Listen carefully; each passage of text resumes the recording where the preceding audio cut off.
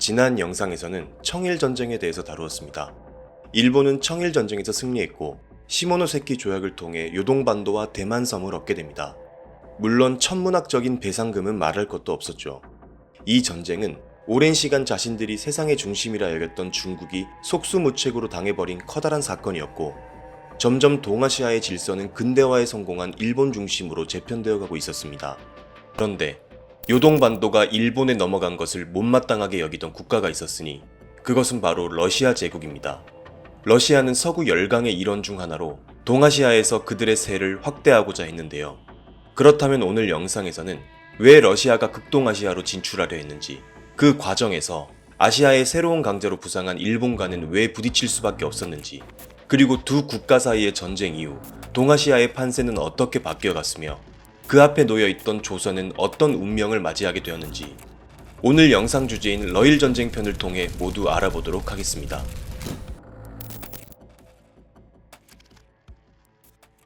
시모노세키 조약은 제1조에서 조선은 자주 독립국임을 명시합니다. 이는 조선에서 청나라의 때를 벗겨내버리기 위한 일본의 의도가 담긴 내용이었죠. 이어 일본은 대만과 요동반도를 얻게 되었는데, 대만을 통해서는 중국 남부와 아시아 태평양으로의 진출을, 그리고 조선과 요동반도를 통해서는 중국 대륙에 진출할 수 있는 활로를 뚫어냄으로써 일본은 해외 팽창, 제국주의 국가의 꿈에 한 발짝 전진한 형세였죠. 그런데 러시아가 요동반도를 탐내고 있었습니다. 서구 열강의 후발주자였던 러시아는 당시 해상 패권을 차지하고 있던 영국을 비롯해 제국주의 국가로서 식민지 쟁탈전에 한 발 앞서가던 서구 열강들을 빠르게 따라잡고 싶었는데요. 그들과 균형을 맞추기 위해서는 강한 해군력이 필요했고, 해군력을 기르기 위해서는 항구가 가장 필수적인 요소였습니다. 그리고 최적의 항구로 요동반도의 리순항을 필요로 했던 것이죠. 그렇다면 어마어마하게 넓은 영토를 가진 러시아는 왜 하필 극동 지역의 요동반도를 최적의 항구로 생각했을까요? 그 이유는 바로 부동항, 즉 얼지 않는 바다를 갖고 싶었기 때문입니다. 당시 러시아가 주로 활용하던 항구는 유럽의 발트해에 위치한 상트페테르부르크, 그리고 극동 지역에는 블라디보스토크가 있었습니다. 하지만 두 바다는 모두 겨울이 되면 얼어붙었고, 이는 러시아의 해상 진출에 방해 요인이 될 수밖에 없었습니다. 그래서 마음속으로 찜해놓은 것이 바로 리순항이었죠. 그리고 러시아는 시베리아 횡단철도를 건설하고 있었습니다. 러시아의 최대 강점이 바로 넓은 영토죠. 당시 유럽에는 강대국들이 득실거렸습니다. 특히 리즈 시절을 맛보고 있던 영국은 수많은 식민지와 바다를 틀어막고 러시아를 견제하고 있었는데요. 이를 전화위복으로 러시아는 시베리아 철도를 통해 물자와 인력을 빠르게 동아시아로 실어나를 수 있었고, 그와 동시에 리순항을 차지한다면 그들의 세를 태평양과 아시아 지역으로 확장할 수 있는 좋은 기회가 될 수 있었던 것입니다. 그리고 조선과 청나라의 위치는 러시아에게도 아주 매력적으로 보였겠죠. 그런데 이 귀한 요동반도를 일본이 덜컥 먹어버린 것입니다. 당연히 보고만 있을 수는 없었던 러시아는 일본에게 넘어간 요동반도를 차지하기 위해 묘수를 생각해내는데, 바로 프랑스와 독일을 끌어들이는 것이었습니다. 당시 프랑스와 독일 역시 아시아에서 영향력을 확대하고자 하는 것은 물론 영국을 견제하고 싶어 하긴 마찬가지였죠. 그래서 탄생한 것이 바로 교과서에서 배우는 러프 독의 삼국 간섭입니다. 이 세 나라는 1895년 4월 일본 정부의 요동반도를 청나라로 반환할 것을 공식적으로 요청합니다. 일본이 동아시아의 평화를 해친다는 것이 이유였죠. 당연히 일본 입장에서 요동반도를 그냥 돌려주는 것은 상당히 모양 빠지는 일이었는데, 그렇다고 청일전쟁이 끝나자마자 바로 전쟁을 벌일 수도 없었습니다. 어쩔 수 없이 일본은 삼국의 외교 압박에 굴복하여 요동반도를 반환하죠. 다만 반환하는 조건으로 3천만 냥이라는 배상금을 챙기긴 했습니다. 이후 러시아는 1898년 청나라와의 협정을 통해 요동반도의 요충지인 리순과 다렌을 조차하고, 독일은 산동반도의 자오저우만을 얻어냈으며 프랑스는 광저우를 가져갑니다. 말 그대로 청나라는 서구 열강들에게 몸통이 찢겨지고 있었고, 삼국 간섭은 스스로 강대국이라고 자신감에 차 있었던 일본 역시 자존심을 완전히 구긴 사건이었죠. 그리고 일본 입장에서 러시아의 요동반도 진출은 바로 아래에 위치한 곳이자 어렵게 얻은 조선에서의 영향력에 엄청난 위협으로 다가왔고, 러시아 역시 자신들의 세력 확장에 일본이라는 국가는 상당히 거슬릴 수밖에 없었는데요. 그렇게 러시아와 일본의 갈등이 점점 수면 위로 올라오기 시작합니다.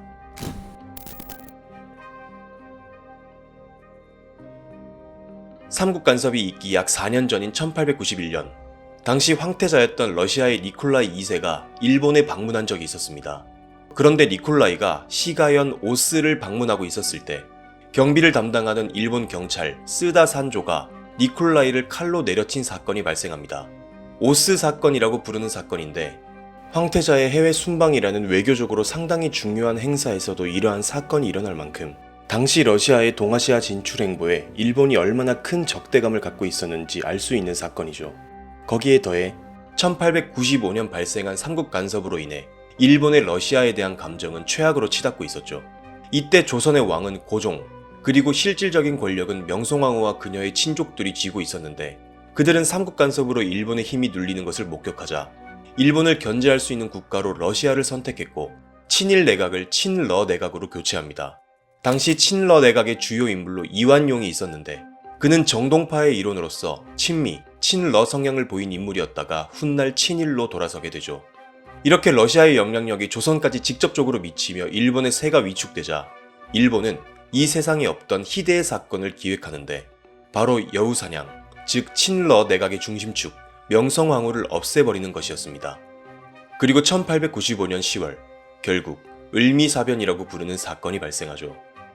일본 정부를 배후로 일본 공사 미우라 고로가 실행의 주체가 되었고 군대와 자객을 동원해 한 국가의 왕궁을 침입해 왕비를 암살한 동서고금을 막론하고 전무후무한 사건이었습니다. 이후 두려움에 떨던 고종이 러시아 공사관으로 피신했고 이를 아관파천이라고 부릅니다. 이처럼 당시 조선에서의 주도권 싸움은 팽팽했고 조선을 두고 러시아와 일본 두 국가 간의 갈등은 점점 증폭되고 있었죠. 그리고 1900년 청나라에서 벌어진 의화단 사건. 의화단 사건은 청나라에서 외세의 침략과 기독교 선교에 반대하는 의화단이라는 세력이 외국인과 기독교 신자들을 공격하고 서구의 문물을 마구 파괴한 사건인데요. 이를 저지하기 위해 영국, 프랑스, 독일, 러시아, 미국, 일본 등 8개국이 연합군을 조직합니다. 그런데 의화단 운동이라는 혼란스러운 시기를 틈타 러시아는 시베리아 철도를 보호한다는 명목으로 만주에 약 20만 명의 군대를 파견합니다. 그리고 의화단 운동이 진압된 이후에도 러시아는 군대를 철수하지 않죠.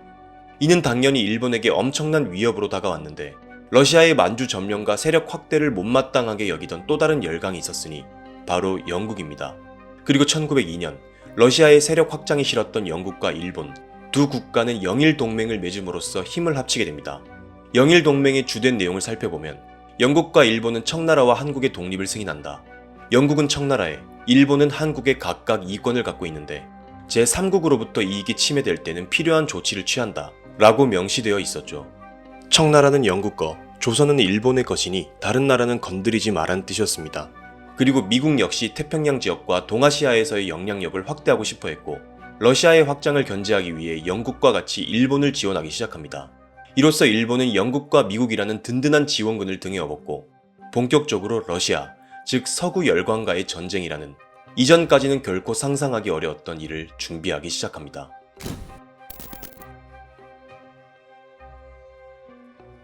사실 러시아와 일본은 외교적으로 분쟁을 해결하려고도 했습니다. 청나라에서 발생한 의화단 사건 이후 만주와 한국은 양국 간의 가장 큰 이슈거리가 되어 있었습니다. 이를 두고 만한 교환론, 즉 러시아는 만주, 일본은 한국에서의 지배권을 서로 가져가는 협상안이 제시됩니다. 이는 양국이 만주와 한국을 동등한 가치로 여기고 각각 만주와 한국에 만족한다면 외교적으로 분쟁을 해결할 수도 있었던 문제였죠. 전쟁을 치르지 않고 각기 원하는 바를 이룰 수 있다면 당연히 전쟁을 치를 필요는 없기 때문입니다. 근데 문제는 그게 안 되니까 전쟁이 벌어지는 것입니다. 당시 만한 교환론을 두고 러시아와 일본은 자국의 이익보다 상대국의 이익이 크다고 느꼈던 것이죠. 조금 구체적으로 보자면 러일 전쟁 개전을 약 1년 앞둔 1903년 두 국가는 수차례 교섭을 벌였는데 1903년 8월 일본은 러시아에 한국에서 일본의 독점적인 영향력을 인정하고 러시아는 만주에서 철도에 대한 권리를 가져갈 것을 제시합니다. 하지만 러시아는 이를 거절했고 러시아는 일본 측 제안에 대한 답변으로 한반도 39도선 이북 지역을 중립지역으로 설정할 것을 제시하죠. 이 말은 만주는 러시아가 갖고 한반도 39도선 남쪽으로 일본이 가져라 라는 말이었습니다. 결국 두 국가의 목표는 명확해졌습니다. 양국 모두 만주를 절대 포기할 수 없다는 것이었죠. 일본이 러시아에 만주 철도 권리만 가져라고 한 것은 만주 전체를 러시아에 넘길 생각이 없었다는 뜻이고 러시아 역시 만주 바로 밑에 위치한 한반도 전체를 일본에 내어줄 수 없었기 때문에 39도선 밑으로만 가지라고 한 것입니다. 당연히 일본도 이를 거절하며 만주와 한반도를 각각 분할하되 만주와 한반도 경계 지역에서 남북으로 50km를 중립지역으로 설정하자고 제안하기도 하는데요. 러시아는 이에 대한 회답으로 39도선 이북 중립지역은 양보할 수 없다고 합니다. 그렇게 계속해서 협상은 타결점을 못 찾고 있었습니다. 그리고 전부터 일본은 영국과의 동맹을 통해 러시아의 만주 철병을 압박하고 있었는데 이에 러시아는 3단계에 걸쳐 군대를 철수하겠다고 약속한 상태였습니다. 하지만 만주에서의 영향력을 놓치고 싶지 않았던 러시아는 제대로 된 철군을 시행하지 않았습니다. 오히려 압록강 지역의 체벌권을 획득하고 압록강 하구 용암포까지 점령하기에 이르렀죠. 협상도 안 이루어지고 러시아는 만주에서 군대도 철병하지 않고 일본 입장에서는 이제 전쟁밖에 없었습니다. 일본은 최후 통첩으로 일본의 한국 완전 독점, 만주에 대한 영토 보존의 원칙 존중, 39도선 분할 거부를 제시합니다. 그리고 이 내용에 대해 러시아의 회신이 늦어지자 결국 1904년 2월 4일 일본은 어전회의에서 러시아와의 전쟁 개전을 결정합니다. 일본은 청일전쟁 이후부터 국가 예산의 절반 수준까지 군사비를 끌어올리며 러시아와의 전쟁 대비를 하고 있었는데요. 그런데도 전쟁을 수행할 돈이 부족하자 이를 해결하기 위해 일본은 영국과 미국 시장에서 채권을 발행해 전비를 조달합니다. 사실상 영국과 미국이 일본에게 러시아와 전쟁을 할 수 있도록 돈을 빌려준 것이나 다름없었죠. 결국 러일 전쟁은 동아시아에서 러시아를 몰아내고 싶었던 일본, 그리고 이전부터 러시아의 세력 확장을 견제하던 영국과 미국의 이해관계가 맞아떨어지는 전쟁이었고, 일본은 영국과 미국으로부터 전비를 조달하는 데 도움을 받음으로써 그들을 대신해 러시아와 싸운, 즉 대리전의 성격도 강한 전쟁이었습니다. 그런데 당시 일본이 아무리 강해지고 있었다고 하더라도 거인과 아이의 싸움으로 비교될 만큼 러시아는 손에 꼽히는 군사 강국이었습니다. 하지만 일본은 청일전쟁에 이어 러일전쟁에서도 이긴다면 한국 지배를 확실하게 얻어낼 수 있다는 각오로 사활을 걸고 전쟁에 임합니다. 그리고 1904년 2월 8일 일본군은 요동반도의 리순항에서, 그리고 다음날 인천 제물포 앞바다에서 러시아 함대를 기습 공격합니다. 이로써 약 10년간 묵혀두었던 양 국가의 전쟁이 발발하게 된 것이죠. 일본의 1차 목표는 한반도와 만주 지역에서 러시아 해군을 무력화시키는 것이었습니다. 제물포에는 순양함 바랴크와 포함 코리에츠 두 척이 주둔하고 있었는데 일본은 8척의 전함과 순양함으로 포위망을 좁히며 집중 포격을 가했고, 수적 열세를 극복하지 못한 러시아 함대는 바랴크와 코리에츠를 자침시킴으로써 제물포해전은 일본의 승리로 돌아갑니다. 그리고 그와 동시에 일본군은 곧바로 인천에 상륙해 빠르게 서울을 장악해 나갑니다. 그리고 이때 맺은 것이 바로 한일의정서인데, 한국 내 지역에서 일본이 군사활동을 자유롭게 수행할 수 있도록 한 것이 주된 내용이었죠. 동시에 일본 연합함대는 요동반도의 리순항에서도 러시아 함대를 기습해 큰 타격을 입혔습니다. 그렇게 제물포와 리순항에서의 선제 공격 이후 2월 10일 일본은 러시아에 선전포고를 합니다.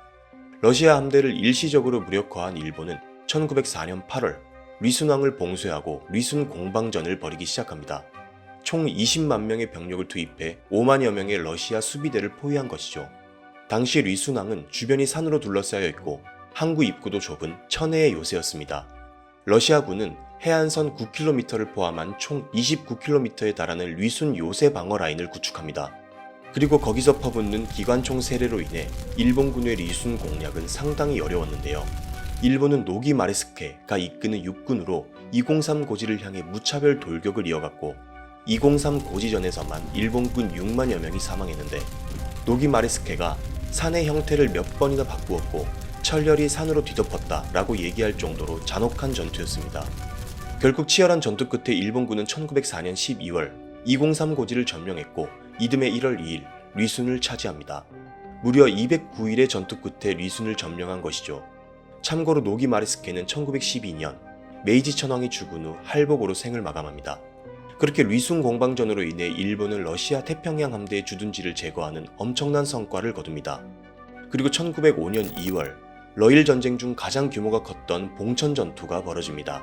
일본군은 약 27만 명, 러시아는 약 30만 명이 투입된 초대형 전투였는데, 치열한 전투 끝에 1905년 3월 10일 일본군은 봉천을 장악합니다. 이 역시 러시아군은 9만여 명의 사상자, 일본군 역시 7만여 명의 사상자를 낸 대규모 전투였죠. 봉천 전투로 사실상 일본은 만주에서의 주도권을 쥐게 됩니다. 그리고 봉천 전투가 발발하기 약 4개월 전인 1904년 10월, 러시아는 그들이 자랑하던 발트 함대를 극동으로 파견한 상태였습니다. 발트 함대는 표트르 1세 때 창설되어 지난 200년간 러시아가 가장 자랑하던 함대였죠. 하지만 이들은 영국의 견제로 인해 수에즈 운하를 통과하는 단거리 루트를 활용할 수 없었고, 결국 아프리카 남쪽의 희망봉을 돌아 세계 일주나 다름없는 어마어마한 길이의 극동 원정을 나서게 됩니다. 그리고 발트 함대가 도착하기 전에 일본군도 서둘러 전투를 벌여왔던 것이죠. 그리고 발트 함대는 약 3만 킬로미터를 6개월에 걸쳐 대한해협 부근에 도착합니다. 1905년 5월 27일 도고 헤이아치로 제독이 이끄는 일본 연합함대는 발트 함대가 스시마 섬 인근에 도착하기만을 기다리고 있었습니다. 발트 함대는 지칠 대로 지친 상태에서 일본 연합함대의 사정권 안으로 들어오게 되죠. 일본 연합함대는 엄청난 훈련량과 기동성을 바탕으로 발트 함대의 배열에 대응해 T자 형태로 배열한 후 집중 포격을 가합니다.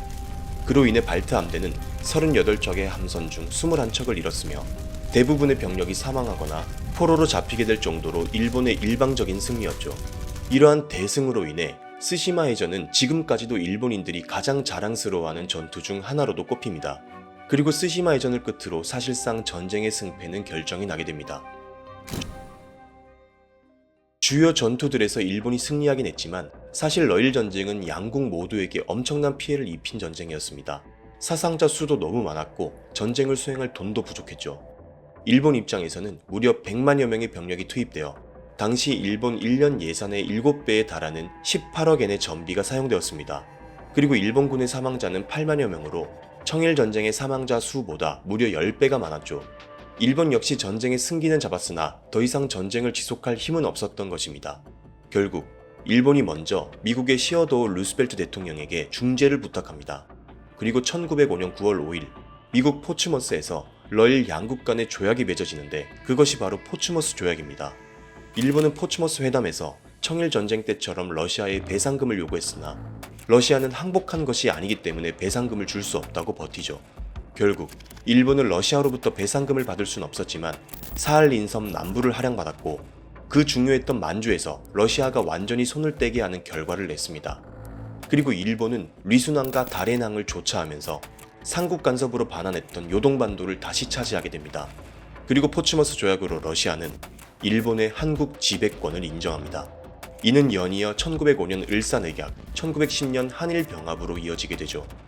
일본은 무려 러시아와의 싸움에서 승리함으로써 서구 열강과도 대등한 동아시아에서 가장 대표하는 제국주의 국가로 부상하게 되었고, 대륙 진출의 전진기지인 한국을 확실하게 손에 넣은 일본은 이후 본격적으로 중국 대륙으로의 팽창을 추진하기 시작합니다.